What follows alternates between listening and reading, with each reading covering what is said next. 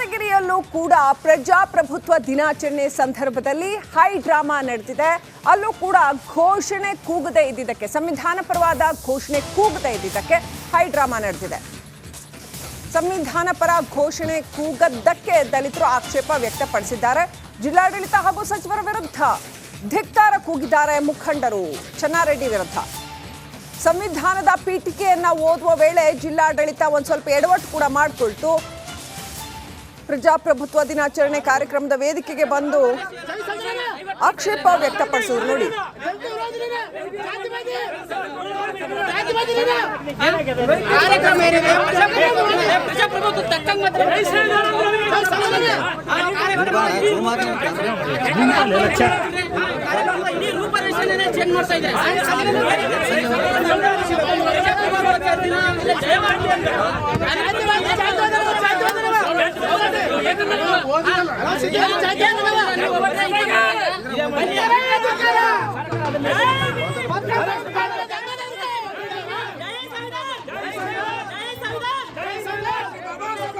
ನೋಡ್ತಾ ಇದ್ದೀವಿ, ಸಂವಿಧಾನ ಪರವಾಗಿ ಘೋಷಣೆ ಕೂಗಿಲ್ಲ ಅಂತ ಚೆನ್ನಾರೆಡ್ಡಿಗೆ ಮಾತನಾಡಕ್ ಬಿಡ್ಲಿಲ್ಲ. ಅಲ್ಲಿ ದಲಿತ ಮುಖಂಡರು ಬಂದು ಆಕ್ಷೇಪ ವ್ಯಕ್ತಪಡಿಸಿದ್ರು. ಸ್ಟೇಜ್ ಮೇಲೇನೆ ಬಂದು ಆಕ್ಷೇಪಣೆ ವ್ಯಕ್ತಪಡಿಸಿದ್ರು.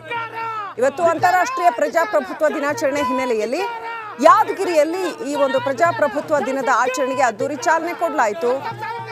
ಸಚಿವ ದರ್ಶನಪುರ್ ಕೂಡ ಚಾಲನೆ ಕೊಟ್ಟರು. ಆದರೆ ಆ ಸಂದರ್ಭದಲ್ಲಿ ಗಲಾಟೆ ಆಯಿತು.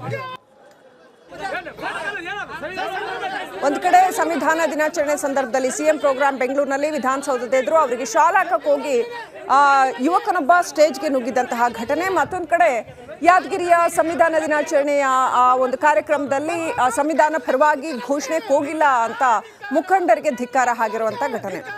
ಅಪ್ಡೇಟ್ ಪಡ್ಕೊಳ್ಳೋಣ. ನಮ್ಮ ಪ್ರತಿನಿಧಿ ನಾಗರಾಜ್ ಕನೆಕ್ಟ್ ಆಗಿದ್ದಾರೆ. ನಾಗರಾಜ್, ಏನ್ ನಡೀತು ಯಾದಗಿರಿಯ ಆ ಕಾರ್ಯಕ್ರಮದಲ್ಲಿ? ಸಿಕ್ಕಾಪಟ್ಟೆ ಗೊಂದಲ, ಗಲಾಟೆ ನಡೆದಿರೋದಂತೂ ಕಾಣ್ತಾ ಇದೆ. ಏನೆಲ್ಲ ಆಯ್ತು? ಶ್ರೀಲಕ್ಷ್ಮಿ, ಯಾದಗಿರಿಯಲ್ಲಿ ಏನೋ ಒಂದು ವಿಶ್ವ ಪ್ರಜಾಪ್ರಭುತ್ವ ದಿನಾಚರಣೆ ಅಂಗವಾಗಿ ಒಂದು ಮಾನವ ಸರಪಳಿ ಕಾರ್ಯಕ್ರಮವನ್ನ ಜಿಲ್ಲಾಡಳಿತ ಭವನದ ಹೊರಾಂಗಣದಲ್ಲಿ ಒಂದು ಕಾರ್ಯಕ್ರಮವನ್ನು ಹಮ್ಮಿಕೊಳ್ಳಲಾಗಿತ್ತು. ಈ ಒಂದು ಸಂದರ್ಭದಲ್ಲಿ ಅಲ್ಲಿ ಸಂವಿಧಾನದ ಪೀಠಿಕೆಯನ್ನ ಓದಿದಾದ ಬಳಿಕ ಒಂದು ಭಾರತ್ ಮಾತಾ ಕಿ ಜೈ ಅನ್ನುವಂತ ಘೋಷಣೆ ಕೂಗ್ತಾರೆ. ಆದ್ರೆ ಈ ಒಂದು ಬಾಬಾ ಸಾಹೇಬ್ ಅಂಬೇಡ್ಕರ್ ಪರ ಒಂದು ಘೋಷಣೆಯನ್ನ ಕೂಗುವುದಿಲ್ಲ. ಹೀಗಾಗಿ ಈ ಒಂದು ಜಿಲ್ಲಾಡಳಿತದ ಎಡವಟ್ಟಿನ ವಿರುದ್ಧ ಏನೋ ಅಲ್ಲಿರುವಂತಹ ದಲಿತ ಮುಖಂಡರು ಒಂದು ರೀತಿ ಆಕ್ಷೇಪವನ್ನು ವ್ಯಕ್ತಪಡಿಸುವ ಮೂಲಕ ಏನೋ ವೇದಿಕೆಗೆ ಬಂದು ಏನೋ ಒಂದು ರೀತಿ ಕಿರಿಕ್ ಮಾಡ್ತಾರೆ. ಏನೋ ನೀವು ಆ ದಲಿತ ವಿರೋಧಿಗಳಿದ್ದೀರಾ, ನೀವು ನಮ್ಮ ಸಂವಿಧಾನವನ್ನ ಓದ್ತೀರಾ, ಆದ್ರೆ ಸಂವಿಧಾನದ ವಿರುದ್ಧ ಯಾಕೆ ಜೈಕಾರದ ಘೋಷಣೆ ಕೂಗಿಲ್ಲ ಅನ್ನೋ ರೀತಿ ಒಂದು ಗಲಾಟೆ ಗೊಂದಲಗಳನ್ನ ಮಾಡ್ತಾರೆ. ಅದಾದ ಬಳಿಕ ಏನು ಶಾಸಕ ಚೆನ್ನಾರೆಡ್ಡಿ ಪಾಟೀಲ್ ಅವರಿಗೂ ಸಹ ಏನೋ ಅಲ್ಲಿರುವಂತಹ ದಲಿತ ಮುಖಂಡರು ಮುತ್ತಿಗೆಯನ್ನು ಹಾಕುವ ಮೂಲಕ ತಾವೊಬ್ಬ ಅಧಿಕಾರಿ ಸಾವಿನ ಆರೋಪವನ್ನ ಹೊತ್ತಿರುವಂತವರಾಗಿದ್ದೀರಿ, ಆದ್ರೆ ಈ ಒಂದು ಕಾರ್ಯಕ್ರಮಕ್ಕೆ ನೀವು ಯಾಕೆ ಬಂದಿದ್ದೀರಿ ಅನ್ನುವಂತ ಒಂದು ಪ್ರಶ್ನೆ ಮಾಡುವ ಮೂಲಕ ಆ ಒಂದು ಶಾಸಕ ಚೆನ್ನಾರೆಡ್ಡಿ ಪಾಟೀಲ್ ಅವರಿಗೂ ಸಹ ಒಂದು ಮುತ್ತಿಗೆ ಹಾಕುವ ಮೂಲಕ ಒಂದು ರೀತಿ ಆಕ್ರೋಶವನ್ನ ಹೊರಹಾಕ್ತಾರೆ. ಅದರ ಜೊತೆಗೆ ಅಲ್ಲಿರುವಂತಹ ಸಚಿವ ಶರಣಬಸಪ್ಪ ದರ್ಶನಪುರ ಆಗಿರ್ಬೋದು ಮತ್ತು ಜಿಲ್ಲಾಧಿಕಾರಿ ಸುಶೀಲಾ ಬಿ ಸೇರಿದಂತೆ ಅಲ್ಲಿರುವಂತಹ ಅಧಿಕಾರಿಗಳಾಗಿರ್ಬೋದು ಮತ್ತು ಶಾಸಕರಾಗಿರ್ಬೋದು ಎಲ್ಲರ ವಿರುದ್ಧ ಆ ತರಾಟೆಗಳನ್ನ ತೆಗೆದುಕೊಳ್ಳುವ ಮೂಲಕ ಮುತ್ತಿಗೆ ಹಾಕಿ ಒಂದು ರೀತಿ ಆಕ್ರೋಶವನ್ನ ಹೊರಹಾಕ್ತಾರೆ.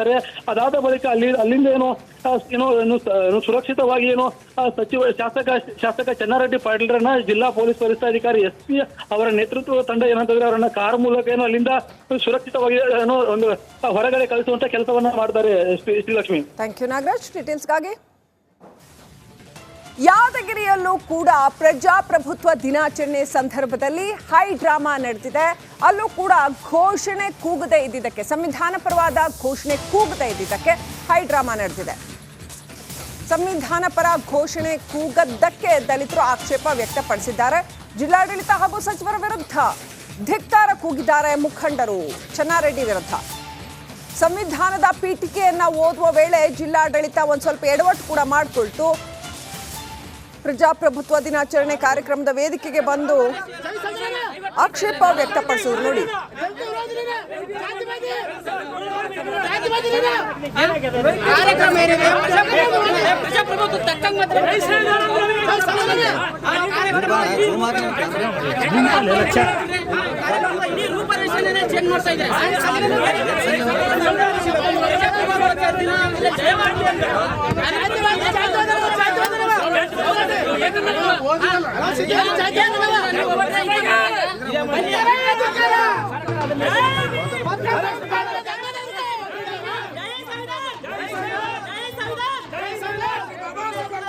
ನೋಡ್ತಾ ಇದ್ದೀವಿ, ಸಂವಿಧಾನ ಪರವಾಗಿ ಘೋಷಣೆ ಕೂಗಿಲ್ಲ ಅಂತ ಚೆನ್ನಾರೆಡ್ಡಿಗೆ ಮಾತನಾಡಕ್ ಬಿಡ್ಲಿಲ್ಲ. ಅಲ್ಲಿ ದಲಿತ ಮುಖಂಡರು ಬಂದು ಆಕ್ಷೇಪ ವ್ಯಕ್ತಪಡಿಸಿದ್ರು, ಸ್ಟೇಜ್ ಮೇಲೇನೆ ಬಂದು ಆಕ್ಷೇಪಣೆ ವ್ಯಕ್ತಪಡಿಸಿದ್ರು. ಇವತ್ತು ಅಂತಾರಾಷ್ಟ್ರೀಯ ಪ್ರಜಾಪ್ರಭುತ್ವ ದಿನಾಚರಣೆ ಹಿನ್ನೆಲೆಯಲ್ಲಿ ಯಾದಗಿರಿಯಲ್ಲಿ ಈ ಒಂದು ಪ್ರಜಾಪ್ರಭುತ್ವ ದಿನದ ಆಚರಣೆಗೆ ಅದ್ದೂರಿ ಚಾಲನೆ ಕೊಡಲಾಯಿತು. ಸಚಿವ ದರ್ಶನಪುರ್ ಕೂಡ ಚಾಲನೆ ಕೊಟ್ಟರು. ಆದರೆ ಆ ಸಂದರ್ಭದಲ್ಲಿ ಗಲಾಟೆ ಆಯಿತು.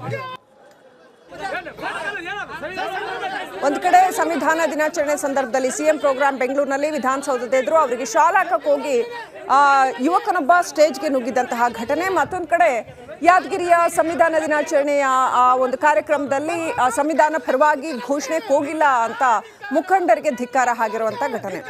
ಅಪ್ಡೇಟ್ ಪಡ್ಕೊಳ್ಳೋಣ. ನಮ್ಮ ಪ್ರತಿನಿಧಿ ನಾಗರಾಜ್ ಕನೆಕ್ಟ್ ಆಗಿದ್ದಾರೆ. ನಾಗರಾಜ್, ಏನ್ ನಡೀತು ಯಾದಗಿರಿಯ ಆ ಕಾರ್ಯಕ್ರಮದಲ್ಲಿ? ಸಿಕ್ಕಾಪಟ್ಟೆ ಗೊಂದಲ ಗಲಾಟೆ ನಡೆದಿರೋದಂತೂ ಕಾಣ್ತಾ ಇದೆ. ಏನೆಲ್ಲ ಆಯ್ತು?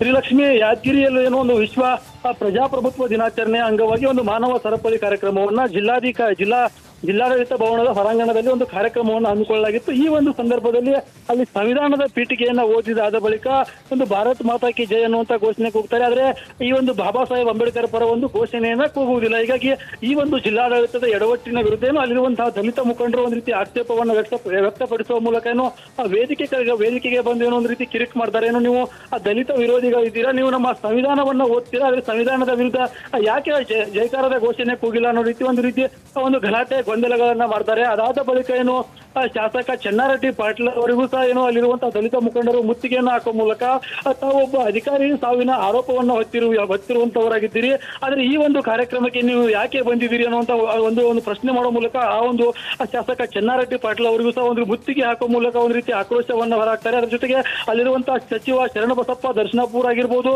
ಮತ್ತು ಜಿಲ್ಲಾಧಿಕಾರಿ ಸುಶೀಲಾ ಬಿ ಸೇರಿದಂತೆ ಅಲ್ಲಿರುವಂತಹ ಅಧಿಕಾರಿಗಳಾಗಿರ್ಬೋದು ಮತ್ತು ಶಾಸಕರಾಗಿರ್ಬೋದು ಎಲ್ಲರ ವಿರುದ್ಧ ಆ ತರಾಟೆಗಳನ್ನ ತೆಗೆದುಕೊಳ್ಳುವ ಮೂಲಕ ಮುತ್ತಿಗೆ ಹಾಕಿ ಒಂದು ರೀತಿ ಆಕ್ರೋಶವನ್ನು ಹೊರಹಾಕ್ತಾರೆ. ಅದಾದ ಬಳಿಕ ಅಲ್ಲಿಂದ ಏನೋ ಸುರಕ್ಷಿತವಾಗಿ ಏನೋ ಶಾಸಕ ಚೆನ್ನಾರೆಡ್ಡಿ ಪಾಟೀಲ್ರನ್ನ ಜಿಲ್ಲಾ ಪೊಲೀಸ್ ವರಿಷ್ಠಾಧಿಕಾರಿ SP ಅವರ ನೇತೃತ್ವದ ತಂಡ ಏನಂತಂದ್ರೆ ಅವರನ್ನ ಕಾರ್ ಮೂಲಕ ಏನೋ ಅಲ್ಲಿಂದ ಸುರಕ್ಷಿತವಾಗಿ ಏನೋ ಒಂದು ಹೊರಗಡೆ ಕಳಿಸುವಂತ ಕೆಲಸವನ್ನ ಮಾಡ್ತಾರೆ. ಶ್ರೀಲಕ್ಷ್ಮಿ, ಥ್ಯಾಂಕ್ ಯು ನಾಗರಾಜ್ ಡೀಟೇಲ್ಸ್ಗಾಗಿ. ವೀಕ್ಷಕರೇ, ವಿಧಾನಸೌಧದ ಮುಂದೆ ಸಿಕ್ಕಾಪಟ್ಟೆ ಹೈ ಡ್ರಾಮಾ ನಡೆದಿದೆ. ಯುವಕನೋರ್ವ ಸಂವಿಧಾನ ದಿನಾಚರಣೆ ಪ್ರೋಗ್ರಾಂ ನಡೀತಾ ಇರುವಾಗ ಸೀದಾ ಸ್ಟೇಜ್ಗೆ ನುಗ್ಗಿದ್ದಾನೆ.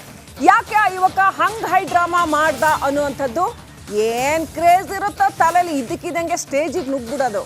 ಏಕಾಏಕಿ ವೇದಿಕೆಗೆ ನುಗ್ಗಿಬಿಟ್ಟಿದ್ದಾನೆ ಈ ಯುವಕ.